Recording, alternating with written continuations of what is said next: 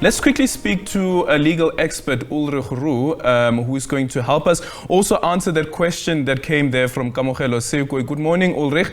Kamogelo, they're speaking about another legal expert that she spoke to, who says that there is no further recourse for Dr. Nandipha Magudumana. This is a decision that cannot be appealed. Is that the case? It is an urgent application that was launched by her pertaining to the legality of her arrest in Tanzania. It could be appealed. It is not an interim application or interlocutory application. So no, it could be appealed because the judge has handed down final relief.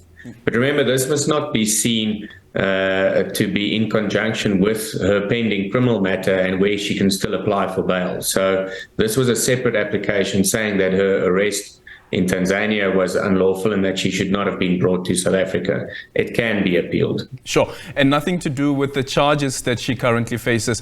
But then also the other part is that in the opening of his judgment, Judge Lobster does say that Dr. Nandipha Magudumana didn't meet the minimum threshold for this matter to be declared urgent. But in the interest of justice, it will be enrolled on an urgent court roll. What's the rationale behind that? Well, when you bring an urgent application in our High Court, you are essentially saying that the court must deviate from all the normal rules and regulations pertaining to enrolling a matter in the High Court, and that the normal notice periods are not applicable because urgent relief is sought, and the court must make an urgent decision in order to rectify the current status quo. Our courts have been abused at length pertaining to urgent applications, and that is why the courts have taken a firm stance as to whether a matter is indeed urgent or not, which places severe pressure on the judge hearing the matter, as well as the entire court system, to have the matter enrolled without the normal timelines being applicable, allowing opposing parties to answer adequately, allowing the adequate filing of papers, etc. So the main reason why the judge found that essentially it was not urgent is because she has been in custody for approximately 6 weeks. And that she's only launched the urgent application now. She should have launched it immediately after she was arrested. But the fact that she has been in custody for so long essentially takes away any urgency of her application. But a good reasoning behind the judgment, in my view, and that the judge did agree to hear it, because it is an important point of law. And I think that the court provided clarity today pertaining to whether she could have been brought back to South Africa or not.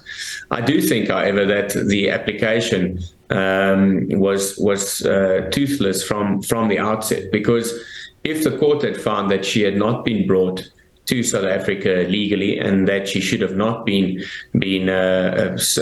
fetched from Tanzania by the South African authorities, and she was released today by an order of the Free State High Court, she would definitely just have been arrested again by the South African Police Services upon her release, given that she has been implicated in the Thabo Bester escape and all of the other crimes that they are facing. So,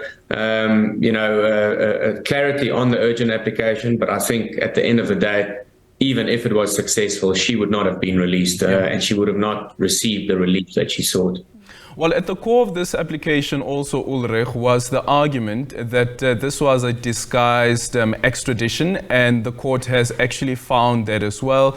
But on that basis, though, how would the court then have arrived at a decision that says that she must remain detained, even though the court has said that it was a disguised extradition, and of course also arguing that if Dr. Nandipha Magudumana wants to challenge the decision by the Tanzanian government, she should do that in Tanzania, not necessarily in South Africa?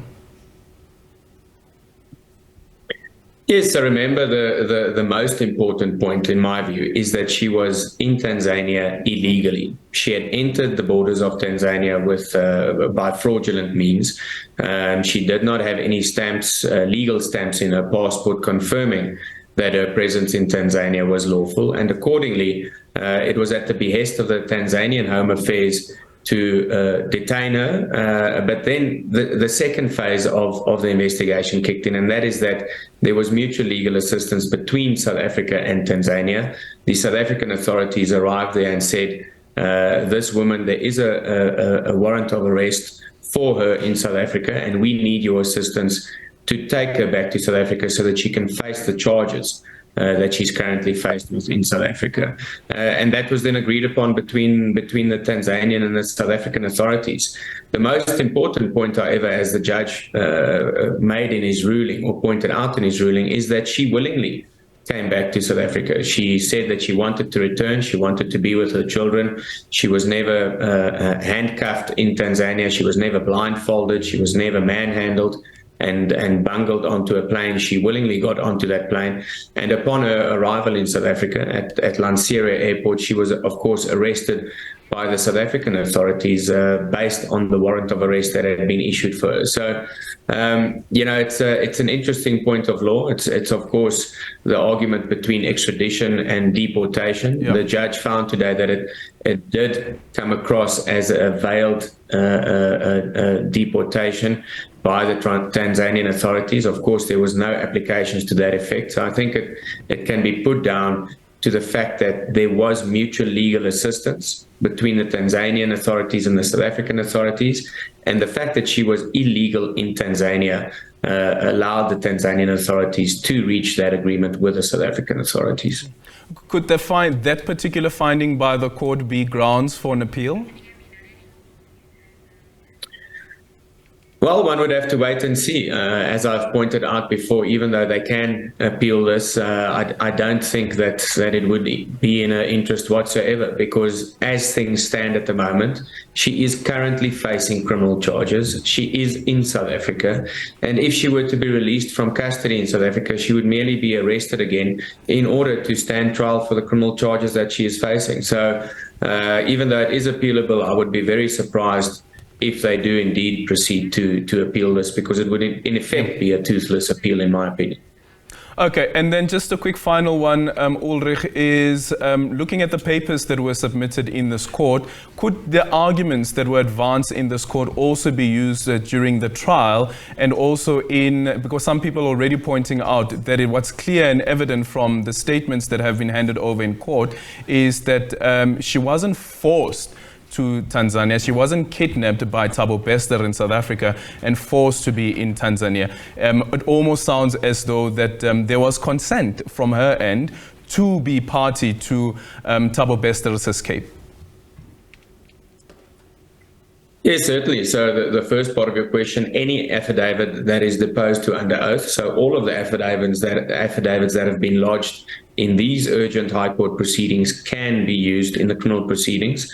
And then secondly, yes, there were murmurings and rumors that she was going to rely on a defense that she acted autonomously, that she was under the spell of Thabo Bester, and accordingly she was not making sane and rational decisions. And that's going to be very hard to prove. One would have to prove that she at no time was aware of what she was doing. She was under such a spell, or under such coercion, or being threatened to such an extent by Thabo Bester that she cannot be held liable for criminal actions. And I think that is far-fetched, to say the least.